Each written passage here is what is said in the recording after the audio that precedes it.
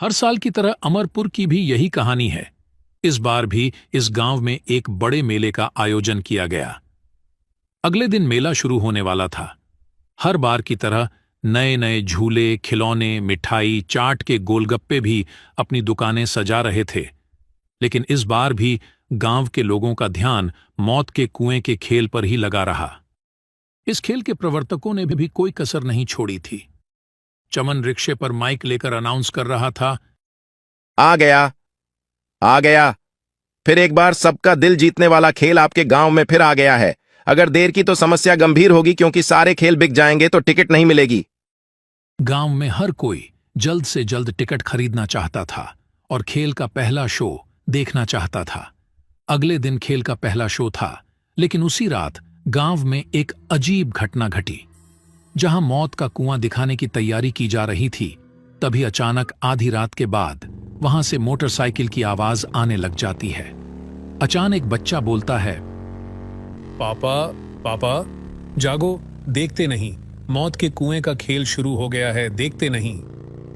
बेटे की आवाज सुनकर दोनों जाग जाते हैं। अरे क्या हुआ रमेश, इतनी रात को जाने की बात कर रहे हो? माँ, हमने तो उस मौत के कुएं का टिकट ले रखा है, देखते नहीं वो खेल शुरू हो गया है। मोटरसाइकिल की आवाज आ रही है ना। अभी रात है, वो खेल कल शाम से शुरू होगा। पर ये आवाज कैसी है मम्मी? अरे कुछ और आवाज होगी, चलो सो जाते हैं। रमेश सो गया, लेकिन जैसे जैसे रात बीत रही थी मोटरसाइकिल की आवाज बढ़ती जा रही थी। कुछ देर बाद मोटरसाइकिल की आवाज आनी बंद हो गई और वहां से एक महिला और बच्चे के रोने की आवाज आने लगी। वह आवाज गूंजी और उसके माता पिता जाग गए। इस बार उन दोनों ने भी उस आवाज को सुना। वे सभी बहुत डरे हुए थे। वे उस स्थान पर जाना चाहते थे, लेकिन वे हिम्मत नहीं जुटा पा रहे थे। अगली सुबह जब उन लोगों ने यह बात गांव वालों को बताई, तो किसी ने भी उनकी बातों पर ध्यान नहीं दिया, क्योंकि उनके अलावा किसी ने वह आवाज नहीं सुनी थी। शायद ऐसा इसलिए भी था क्योंकि उनका घर मेला के मैदान के पास ही था। उसी दिन शाम को महेश, उसके मम्मी पप्पा मेला देखने गए। चारों तरफ लोगों की भीड़ थी। कोई झूले पर बैठकर चिल्ला रहा था, कोई हाथ में नए नए खिलौने लिए मुस्कुरा रहा था, कोई जलेबियां देखकर लौट रहा था, कोई गोलगप्पे की दुकान पर गिने बिना गोलगप्पे खा रहा था। पर महेश को इंतजार था मौत के कुएं का। खेल शुरू होने पर भी काफी लोगों की भीड़ लग गई। लोग खेल शुरू करने के लिए कह रहे थे, तभी गाड़ी स्टार्ट करने की आवाज आई। गाड़ी चालक एक्सीलरेटर पर एक्सीलेटर बढ़ा रहा था। पूरे मेले में गाड़ी की आवाज गूंज रही थी। गाड़ी की आवाज से दर्शक उत्तेजित हो रहे थे। कई लोग सीटियां भी बजाने लगे। लेकिन इसी बीच लोगों ने देखा कि एक छोटी सी बच्ची मौत के कुएं में बैठी रो रही है। लोग चिल्लाने लगे, ये किसकी बच्ची है? इससे पहले कि कोई उस बच्ची को बाहर निकालता, लोगों ने देखा कि अचानक एक महिला भी कुएं के अंदर आ गई। उसका चेहरा काफी डरावना लग रहा था। वह लड़की जाकर उनकी गोद में बैठ गई। लोगों ने देखा कि जब वह रो रही थी तो उनकी आंखों से आंसू की जगह खून निकल रहा था। कुछ ही देर में दोनों उड़ते हुए बाहर आ गए। जिसने भी यह देखा वो जोर जोर से चिल्लाया, भूत भूत, अरे भूत। यह बात उसके कर्मचारियों द्वारा मौत के कुएं के मालिक तक पहुंची तो वह बहुत क्रोधित हुआ और बोला, ये क्या बकवास है? और तुम लोगों ने कैसा भूत प्रेत लगा रखा है? सारा मेला लगा हुआ है क्या? यहाँ भूतों को रखा गया है? पर लगता है तुम लोग काम नहीं करना चाहते, बस मुफ्त के पैसे चाहिए। चलो अगले शो की तैयारी करते हैं। लेकिन अगला शो भी पूरी तरह खाली रहा, क्योंकि अफवाह फैल गई थी कि कुएं में भूत है। अब मालिक का गुस्सा 7वें आसमान पर पहुंच गया और उसने अपना गुस्सा अपने कर्मचारियों पर निकाला। उसी रात जब मालिक गहरी नींद में था तो उसने तेज रफ्तार से गाड़ी चलाने की आवाज सुनी। उस आवाज से उसकी नींद खुल गई। वह गुस्से से बुदबुदाने लगा। जैसे ही वह वहां पहुंचा, उसने जो देखा उसे अपनी आंखों पर विश्वास नहीं हुआ। उसने देखा कि एक आदमी लगातार मौत के कुएं में गाड़ी चला रहा था। उस आदमी ने अपना सर नीचे कर रखा था। मालिक ने उसे आवाज लगाई, लेकिन गाड़ी चालक ने कोई जवाब नहीं दिया। उधर ये आवाज आसपास के पूरे गांव को सुनाई दी। हर कोई सोच रहा था कि इतनी देर रात ये कैसी आवाज आ रही है। सबको डर लग रहा था। फिर भी कुछ लोग हिम्मत करके गांव में एक जगह जमा हुए। मेरी बात सुनो, हम सबको सरपंच के पास जाना चाहिए। सरपंच को लेकर मेले के मैदान में जाना चाहिए। राहुल की बात तो सही है, वैसा ही करना होगा। सारे लोग सरपंच के घर जाने लगे। सरपंच के घर के पास सारे लोग पहुंच गए। एक ने सरपंच को आवाज लगाई। सरपंच जी, अरे सरपंच जी। सरपंच बाहर आते हैं। अरे क्या हुआ? सारी बात सरपंच को बताते हैं। फिर सरपंच और सारे लोग मेले की तरफ निकलते हैं। साथ में रमेश और उसके पप्पा भी थे।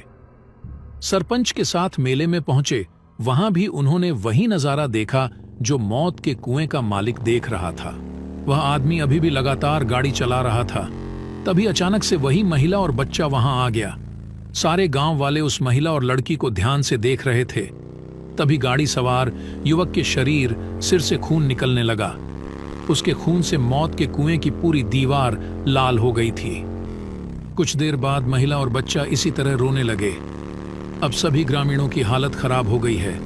कोई नहीं समझ पा रहा था कि ये कौन लोग हैं। तभी मौत के कुएं का मालिक फिर चिल्लाया। सुन नहीं रहे हो? कौन हो? लोगों को क्यों डरा रहे हो? मेरे खेल को बदनाम क्यों कर रहे हो? जल्दी यहां से भागो। मालिक की बात सुनकर गाड़ी सवार सर उठाता है। उसे देखकर मालिक की आवाज लड़खड़ाने लगती है। पेंट भी गीली होने लगती है। अरे जानते हो ये कौन है? तभी गाड़ी सवार गाड़ी रोकता है और कहता है, क्यों बॉस, आप बताएंगे या मैं उन्हें बताऊंगा? क्या बताऊं? मुझे कुछ नहीं पता। फिर विक्रम ने बताना शुरू किया।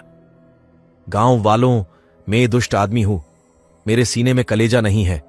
मैं तो जानवर हूं। मेरा नाम विक्रम है। मैं पिछले साल तक इसके साथ काम करता था। आप जानते हैं कि मौत के कुएं में गाड़ी चलाना हर दिन मौत को गले लगाने जैसा है। मैं हर दिन अपनी और अपने परिवार की जान जोखिम में डालकर गाड़ी चलाता था, लेकिन उस दिन शायद मेरा दिन खराब चल रहा था। किसी और गांव में मेला लग रहा था। मैं अपना खेल दिखा रहा था कि अचानक गाड़ी की टक्कर हो गई और मेरा सर कुएं की दीवार से जा टकराया। खून लगातार बहता रहा और मैं बेहोश हो गया और फिर मेरी मौत हो गई। तो मैं मेरी शक्ल का भूत बन गया। मौत के बाद मेरी पत्नी और मेरी नन्ही बेटी के सामने जीवन बेहद मुश्किल हो गया था। एक दिन वह मालिक के पास गया और कुछ पैसे मांगे, लेकिन उसने मदद नहीं की और उसे भगा दिया। दोनों परेशान होकर बाहर चले गए। मेरी पत्नी ने दूसरी जगह काम करने की कोशिश की, लेकिन कोई काम नहीं मिला। लोग उसको कोई काम नहीं दे रहे थे। इधर उधर भटकते ही रह गए। खाने पीने की कोई चीज उनके पास नहीं थी। कई दिन भूखे प्यासे सड़क पर भटकते रहे और फिर दोनों की भी भूख से मौत हो गई। तुम गांव के लोग ही बताओ कि मेरा और मेरे परिवार का क्या कसूर था जिसकी सजा हमें मिली। अरे हम तो कलाकार हैं, यही तो रोजी रोटी है। पर कल कोई हादसा हो जाए तो मालिक हमें मरने के लिए छोड़ देता है। हम तो जिंदगी भर आपके सुख मनोरंजन के लिए काम करते हैं और बदले में हमें क्या मिलता है? विक्रम की बात सुनकर सारे गांव वालों ने मालिक को मारने के लिए घेर लिया। तभी मालिक चिल्लाया। अरे अरे छोड़ो, मुझसे गलती हो गई, मुझे माफ कर दो। हम आपको एक ही शर्त पर छोड़ेंगे कि आप यहां काम करने वाले लोगों को गारंटी देंगे कि अगर उन्हें कुछ हो गया तो आप उस परिवार को बेसहारा नहीं छोड़ेंगे। सारा खर्च उठाएंगे ताकि इनके परिवार को किसी तरह की कोई तकलीफ ना पड़े। अरे आजकल तो बीमा होता है, इन सब का बीमा क्यों नहीं करवाते? सरपंच जी, आज से ही इन सब का बीमा बनवा दूंगा और इनके परिवार की मदद भी करूंगा। उसके बाद सारे लोग मालिक को छोड़ देते हैं। सारे लोग मेले में घूमने लगते हैं। जीवित रहते हुए विक्रम अपने और अपने परिवार के लिए कुछ नहीं कर सके, लेकिन उनकी मृत्यु के बाद उन्होंने अपने साथियों का भविष्य सुरक्षित कर लिया। मेले में काम करने वाले लोग विक्रम का शुक्रिया अदा करते हैं और सरपंच का भी शुक्रिया अदा करते हैं। दोस्तों, इस कहानी से हमें यह सीख मिलती है कि हमेशा गरीब लोगों की मदद करनी चाहिए।